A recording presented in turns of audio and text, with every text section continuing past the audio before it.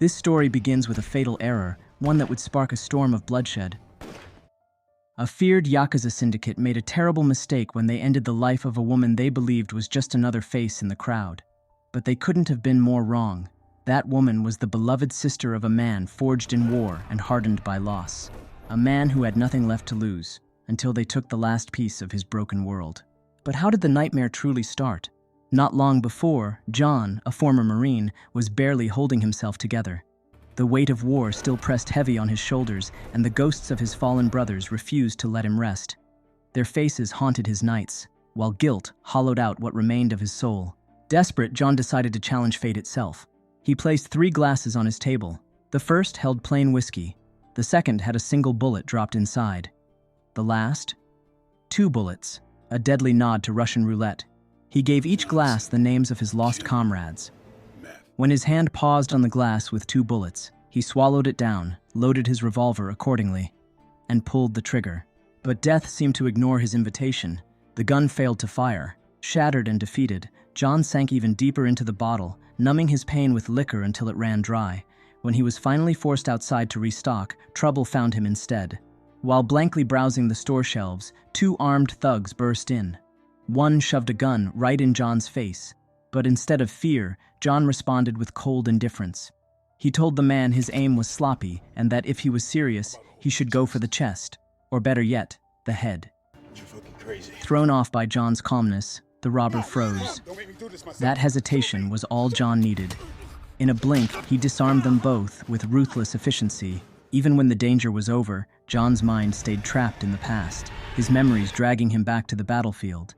That night, no matter how hard he tried, sleep wouldn't come. The weight of his grief crushed him like a collapsing wall, and in a rage, he punched the plaster until his knuckles split open. The next morning, John was broken and hungover, barely able to stand. His sister, Cindy, showed up at his door, reminding him that he'd forgotten to pick her up at the airport. But she wasn't surprised. She always knew how lost he was. She told him she'd only be in town for a short visit to attend a friend's wedding before heading back to Brazil, where she worked in dangerous places, helping others through her NGO work. John hated the idea, but with Cindy, arguing was pointless. Before she left, she checked the pills meant to keep John's demons at bay. Her heart sank when she saw he had replaced them with chewing gum. Shaking her head, she walked out the door, leaving him to his misery. For a while, life stumbled on as usual until the worst news came crashing down. Back in Brazil, Cindy was found battered and clinging to life on a beach. Officers Katrina and Paulo were first on the scene. The brutal attack made headlines, especially since the victim was an American aid worker. When word reached John, there was no hesitation. He got on the next plane to Rio, ready to wage his own private war. Meanwhile, on the streets of Rio, officers Tiago Santo and his partner Carlo Barraro were in the middle of a crackdown on smugglers. They were joined by Katrina and Paulo, though tensions quickly rose between them. Katrina despised Santo's heavy-handed tactics, accusing him of using violence as a first resort. Santo shot back, claiming her soft approach was why criminals ran free. And now, because of that softness, an American woman was almost killed on their watch. The argument was cut short when a villager threw a rock at Santo, triggering a tense standoff.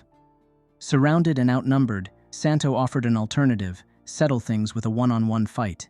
The locals picked Cabo, their strongest fighter. Santo sent in Barraro, a brute who didn't waste time. With a single crushing slap, Barraro knocked Cabo out cold. The crowd fell silent, and Santo laughed, declaring the locals were welcome to challenge them again any time.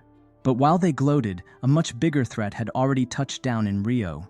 John had arrived, and this time, mercy wasn't part of his mission.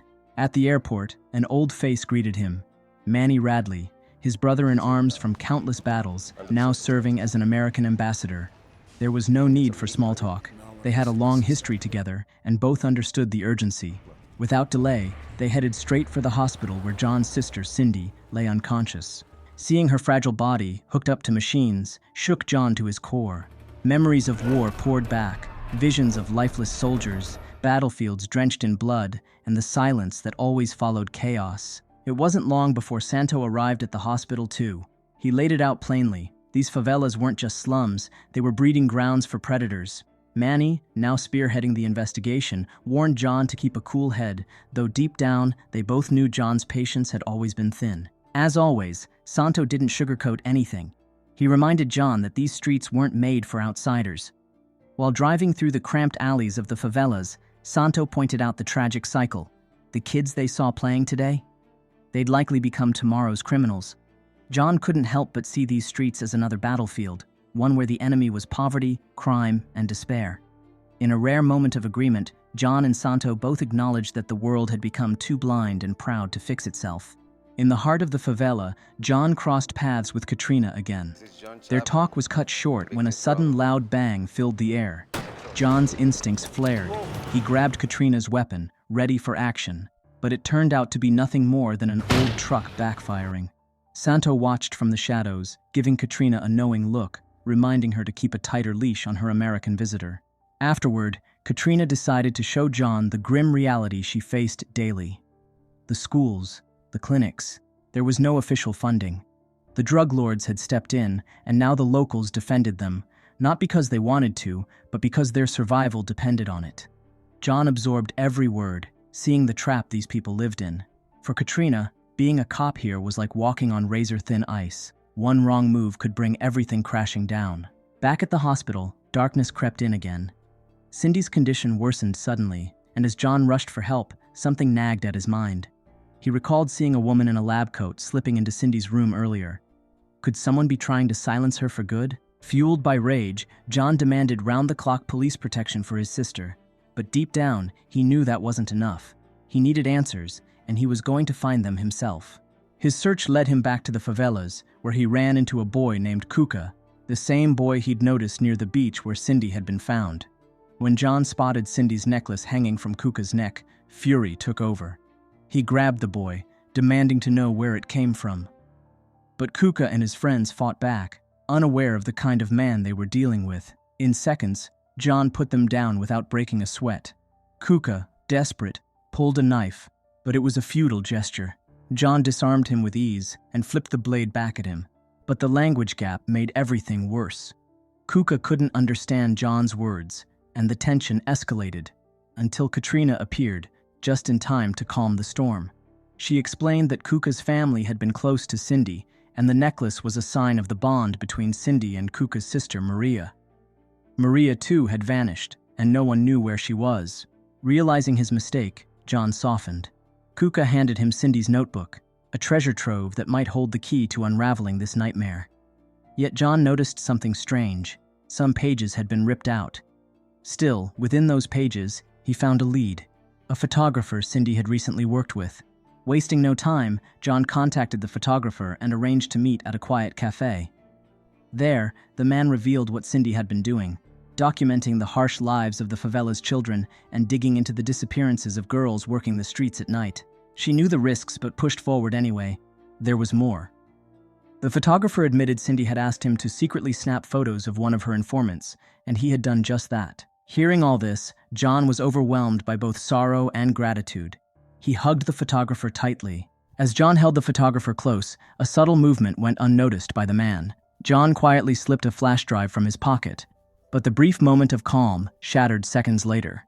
The photographer climbed into his car, only for a violent explosion to rip through the air, engulfing the vehicle in flames. The blast was so fierce, several innocent bystanders were caught in the chaos, injured by the flying debris. The fiery scene dragged John back into his nightmares of war.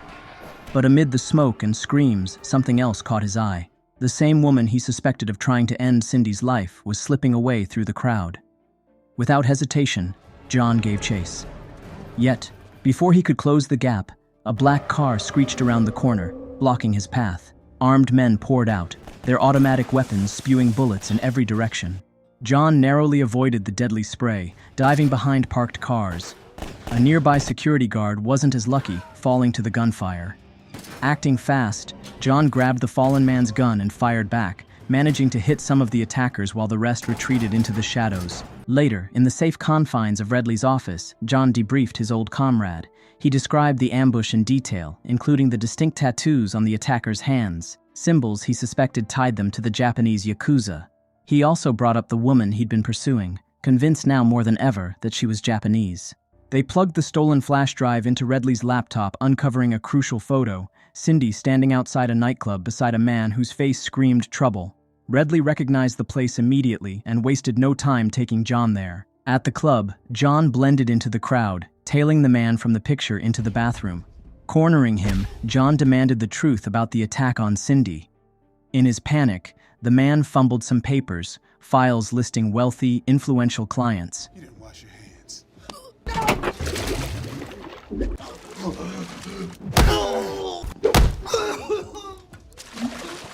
Okay? No, wait, I'll tell you. Pushed to the edge, the man confessed details that pointed directly to the people behind the assault. With a lead in hand, John and Redley turned their focus to a lavish villa on the city's outskirts, a hideout for the elite and possibly for those running the trafficking operation. Elsewhere, Santo and his team geared up for a brutal offensive against the drug gangs. His orders were clear: no mercy, no prisoners. Before launching the operation, Santo took a quiet moment alone, kneeling in prayer. It wasn't about faith.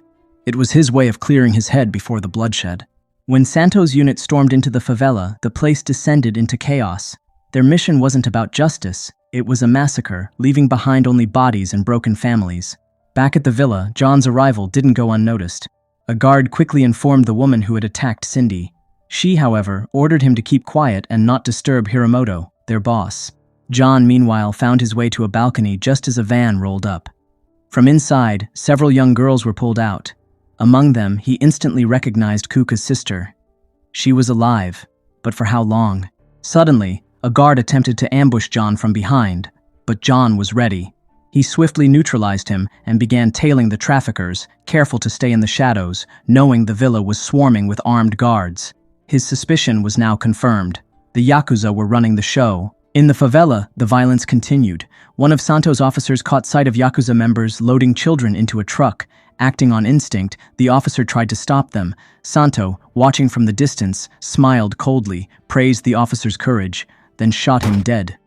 The truth came crashing down. Santo was working for the Yakuza all along. It became painfully clear. He might have been the one who left Cindy beaten and dying on that beach. Santo then made a call to his superior, revealing the woman who had earlier tried to kill Cindy. She reassured him that his payment would be waiting at the port. But there was more. She warned Hiramoto about John, telling him that the American soldier had become a threat that needed to be eliminated. At that moment, Lima, the man from the nightclub, faced his final reckoning. Standing before Hiramoto, frozen in fear after his failures, Lima barely had time to beg. Hiramoto, seething with rage, drew his katana and ended Lima's life in one swift, merciless slash. John had already slipped deep into Hiramoto's fortified stronghold. His presence didn't go unnoticed. Hiramoto's guards spotted him instantly. But for John, this was just routine. In minutes, he dispatched 5 of them with brutal efficiency, as if he were swatting flies. But just when it seemed like he had the upper hand, Santo and his right-hand man, Burrow, blocked his path. It was clear they weren't there to talk. John had crossed the line, digging too deep into the Yakuza's operations, and now they were here to clean up the mess. Santo demanded the briefcase, but before John could make a move, gunfire erupted. Katrina and her partner stormed in, shattering Santo's carefully laid trap and turning the room into a battlefield. Seizing the moment, John led them deeper into the compound, straight to the room where the kidnapped girls were supposed to be held. But what they found was worse than any ambush. Nothing. The traffickers had already moved them. That's when John finally opened the briefcase. Inside were documents, evidence that could rip the lid off the entire trafficking ring, including details of the missing girls. Santo, slipping back into his cop persona, demanded the case. John, masking his suspicion, handed it over and walked away. But the more he thought about it, the more the puzzle pieces clicked. The files conveniently left out any mention of Lima. That could only mean one thing: Santo had been playing him all along. Without wasting time, John told Katrina to get to the hospital. He suspected another attempt on Cindy's life. Meanwhile, he hitched a ride in Santo's car, following him to the port where the Yakuza planned to smuggle the girls to Japan, and where Santo expected to collect his blood money. At the hospital, John's fears were spot on. The same assassin tried to finish Cindy off, but Katrina, arriving in the nick of time, stopped her for good. Back at the port, John witnessed the ugly truth unfold. Santo, shoulder to shoulder with the Yakuza, overseeing girls being loaded into shipping containers like cattle. John relayed everything to Redley, but the warning came back the same: don't engage alone. Not that John ever listened. Tapping into his military instincts, John unleashed hell. He took down the YAKUZA foot soldiers with ruthless precision until he found himself face to face with Santo. The fight was brutal. John pinned Santo's leg under a forklift, but the chaos didn't stop there. Burrow ambushed him with gunfire, only to get overpowered in a savage hand-to-hand fight that left him bloodied and broken. Even when Santo freed himself and rejoined the fight, they couldn't bring John down. That's when the big boss himself arrived, Hiromoto, katana in hand. Hiromoto's attack was swift and deadly. He slashed John's hand, forcing him back. Now it was 3 against 1. Santo lunged with a knife, but John twisted the chaos to his advantage. He turned the blade on Burrow, stabbing him in the leg, then finished Santo off by yanking off his chain and driving it into his chest. At last, only Hiromoto stood between John and the end of this nightmare. Grabbing a steel pipe, John faced him. The duel was savage. Hiromoto, a master swordsman, pushed John to his limits. But finally, John flipped the fight, using Hiromoto's own sword against him. He thought it was over, but Hiromoto had one last trick. A hidden blade plunged deep into John's gut. Fueled by sheer rage, John erupted in violence, smashing Hiromoto into a pulp. By the end, Hiromoto wasn't just defeated, he was humiliated beyond recognition. Bleeding out, Santo, crawling through the wreckage, handed John a key. It unlocked a ledger filled with names of every corrupt officer in the operation. With his dying breath, Santo confessed to his sins, the murders, the betrayals, but swore Cindy's attack wasn't his doing. As John tried to take it all in, Hiromoto lunged one last time, but John ended him, unloading bullet after bullet until nothing remained. He left a gun by Santo's side, a small, bitter mercy. When Redley and his men finally arrived, it was over. John personally freed the girls. Cindy survived, but barely, needing urgent care. The next day, Redley made John an offer, full protection, all expenses covered, a new life. But it came with a price. John would have to bury his old name and become a ghost. And that's how this brutal story ends.